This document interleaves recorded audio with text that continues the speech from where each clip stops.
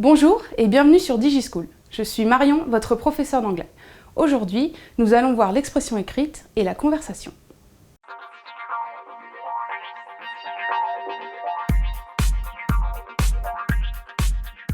Commençons tout d'abord par analyser la situation d'énonciation. Dans une conversation, nous avons deux ou plus de deux protagonistes qui communiquent. Il est important de noter qu'ils communiquent entre eux. Ce sont donc des interlocuteurs.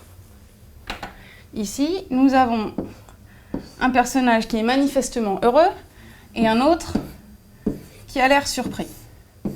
Notez bien qu'ils se regardent, qu'ils communiquent. Il y a donc interaction entre les deux. À présent, passons aux enjeux du dialogue. Dans un dialogue, nous avons souvent un enjeu explicite, c'est-à-dire celui qui est clairement exprimé.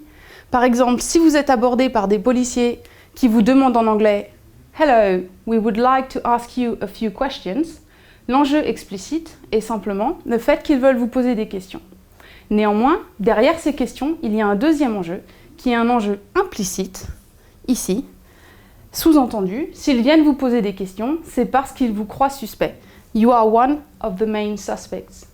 Lorsque vous rédigerez votre dialogue pour le bac, pensez bien à identifier les enjeux explicites et implicites de votre conversation afin qu'elle ait du sens et réponde le mieux possible à la problématique posée.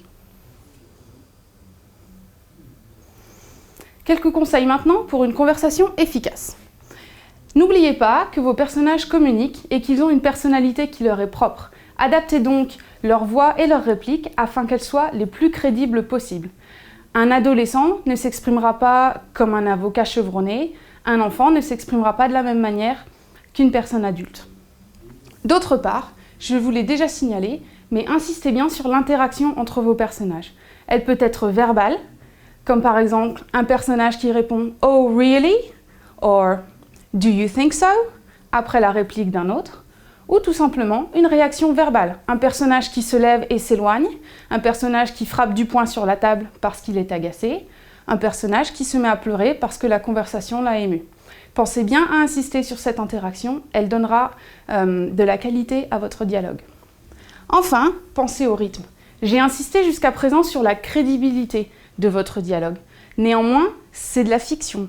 Il faut penser également à ne garder que les passages les plus intéressants, de manière à ce que votre conversation puisse répondre aux enjeux implicites et explicites que nous avons déjà mentionnés.